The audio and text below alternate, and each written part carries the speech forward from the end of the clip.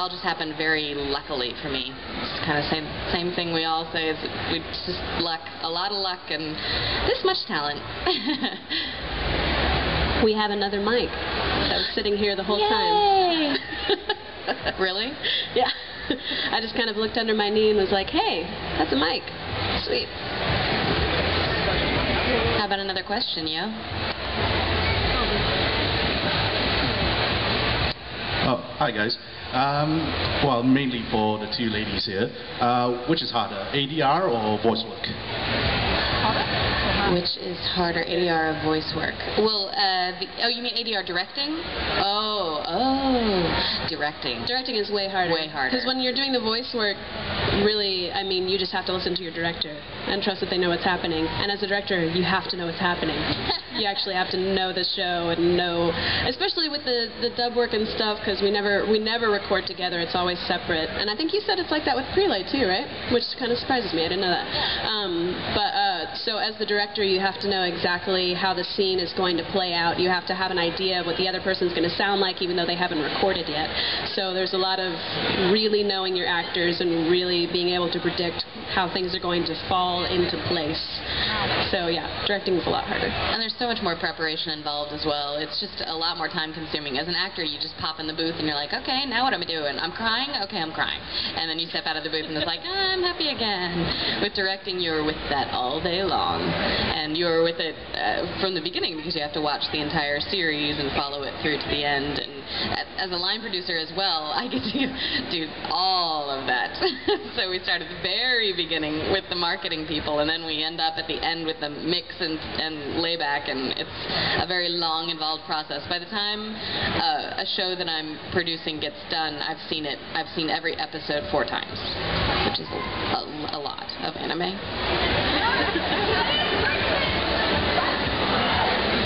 Who do you think will win, Beast Boy or Kevin? Beast Boy. Oh man. I mean, they're both changelings. What do you think? Beast Boy, definitely. Beast Boy would win in a fight? You're gonna say Kevin?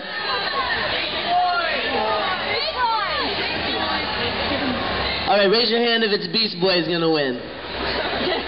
Raise your hand if it's Kevin. Beast Boy wins. Beast Boy. That makes sense, though. It makes sense. Animals are the most powerful, purest forms of life on this planet, and Beast Boy's got access to all of them, so Beast Boy, yeah. Okay, same voice actor. Are you similar or different from Beast Boy as for you in real life? Beast Boy and I are almost identical. A changeling. I am a changeling. I can harness the animals and change into animal form. She's seen it at the hotel last night. I turned into a lizard. It was hot. And then I had to use the bathroom, and you know, humans can't just pee anywhere, so I turned into a dog, and it was a plant in the lobby. Yeah, ultimately, every character that I've ever played and that I get to be in these different dimensions, these different cartoon worlds, are very much myself in these dimensions. Beast Boy specifically being the first cartoon character that I ever got to play. I really resonate with Beast Boy because he's a vegan, vegetarian superhero, and ultimately I've been a vegan, vegetarian since I was about 13. And also, he's kind of like the class clown, the outcast of the group. That was always me, you know. And then Kevin, you know, he's very much me in my more. I was a thief when I was a kid, just like Kevin. I would steal things, and I learned my lesson just as Kevin learned his lesson. And you know, he's ultimately a romantic at heart. Can you tell, ladies? So am I. And it's like we're both searching to get that girl, and we're working to get that girl. He hasn't got Kevin yet. Actually, Beast Boy too. I mean, again, it's kind of crazy. Every time I'm in the studio, every time I get a new script, every script that I get has almost it's a mirror of what's going on in my life. So if you're watching any of the cartoons, you'd be like, oh, Cipes is going through that in his real life. For real. So anything that goes on Ben 10, Alien Force, or Teen Titans, I've gone through it or am going through it in my own life. So, yes, definitely together, the cartoon world and this world.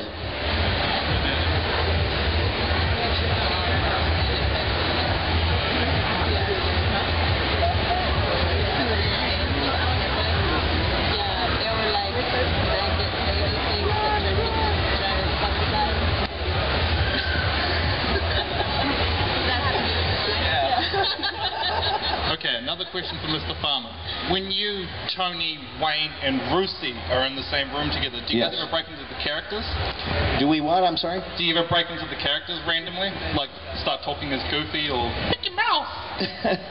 Wayne Allwine and Rusey Taylor do Mickey and Minnie. And a little inside trivia question answer, they're married in real life. They actually met doing the characters, fell in love, and got married.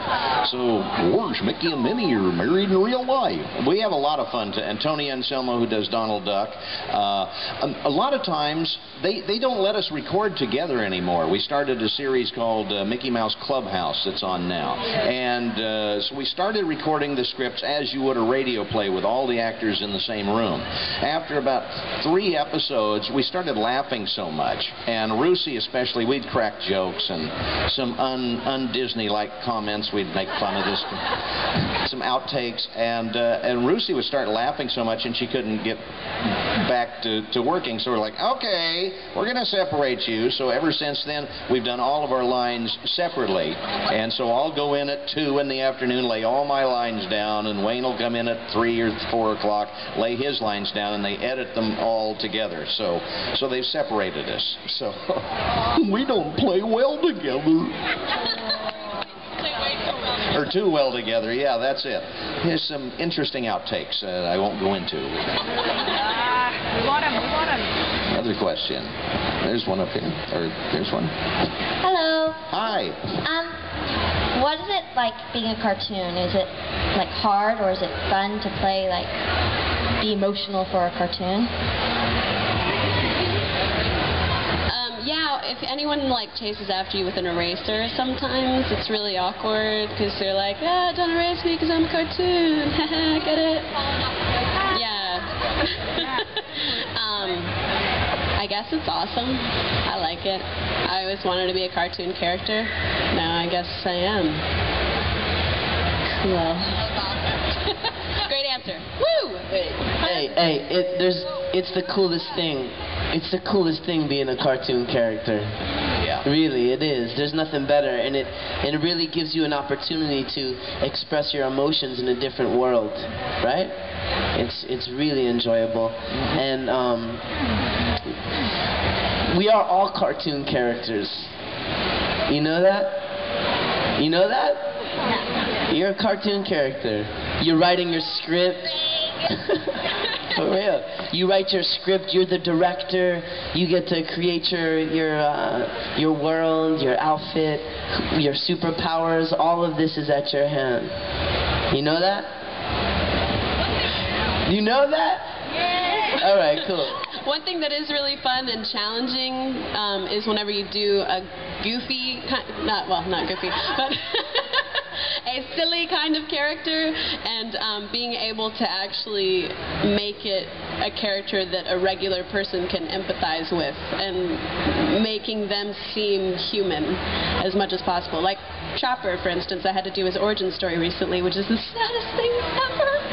And it was just a lot of fun to be able to emote as a reindeer morphing doctor pirate.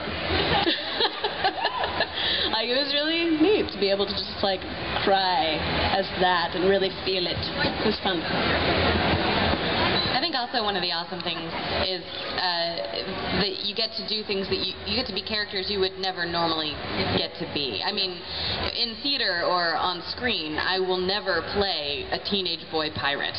I just never will. I mean, I don't want to limit myself, but there would be mastectomies involved.